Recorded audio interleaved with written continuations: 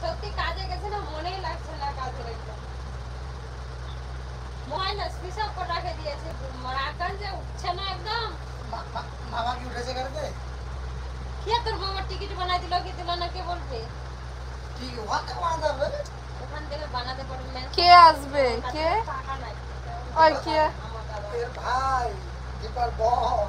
আমার দাদা মুম্বাই থেকে না, ওর মেন সমস্যা হচ্ছে কি হোটেলের মালিক টাকা আটকায় রাখে দিয়েছে।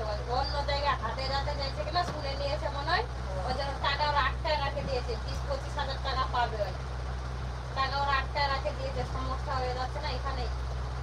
ওরে 1 মাসের টাকা 25,000 টাকা, 1 মাসের টাকা আটকায় রাখে দিয়েছে।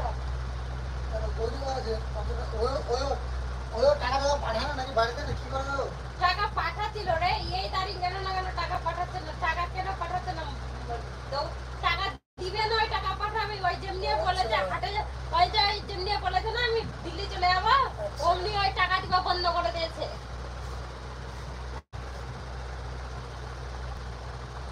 कारण वो बोलते कि तू चली जाएगी तो मेरे खाना कौन बनाएगी? हाँ, तू तो पुराना बंदा है। फिर वजह लोग टाका अटके रखे दिए थे। আমি বলছি তুই একবারে টাকা উঠায় নিয়ে কোনো বলে দিই হয় না, বলছিল না আমার, মানে আমার সঙ্গে না ফোনে কথা বলছিল, ফোনে কথা বলতে বলতে শুনে নিয়েছি। ওখানে তো কথা পড়ে গেছে না।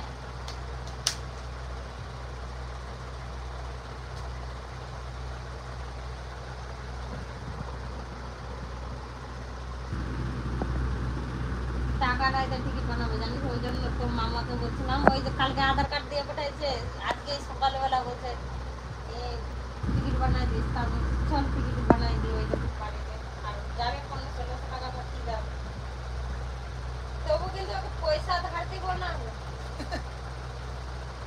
যাবে 1500-1600 টাকা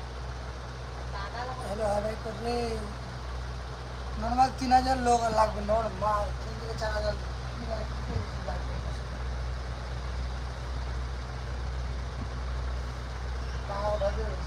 মামি ব্যাটনো পিস আছে অল্প মনে হয় আছে ওটাতে।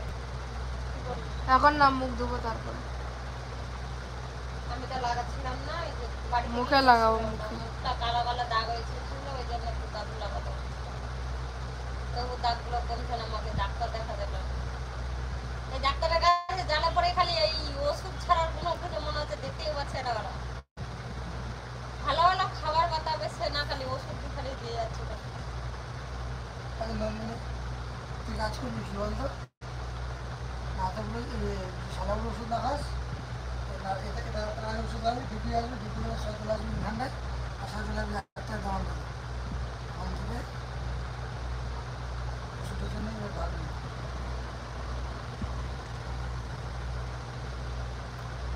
চিন্তা না, সামনে হয়তো ইলাজ করবে, কেন চিন্তা করবে, টাকা না খায়।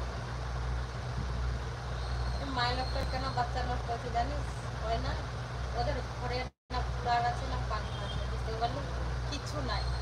আর ছাদের পরে যায় কোনো ঘুমাচ্ছে, 3 মাসের চ্যাংড়া পেটে আছে। তুই ছাদের পরে কোন হিসাবে ঘুমায়? কোন দিন পূর্ণিমা লাগছে, কোন দিন কি লাগছে, তুই কি থরি জানতে পারছিস? আর শনিবার মঙ্গলবার এমনি এত ছাদে তো ঘুমাতে পারেন। কোন দিন কোন দিন মঙ্গলবার, কোন দিন শনিবার, আর কোন দিন পূর্ণিমা লাগছে তুই কি জানতে পারছিস? কই দিত হাওয়া টাওয়া যদি আসে কোনো থাকে শুনে তো কাটলেই তো বেশি করবো।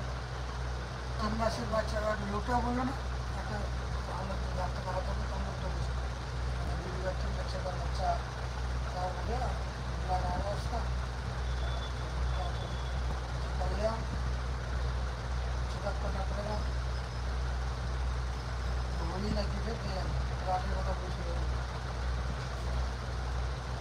আর জানিস গেলে ও আমার ফের খুব মনে হচ্ছিল।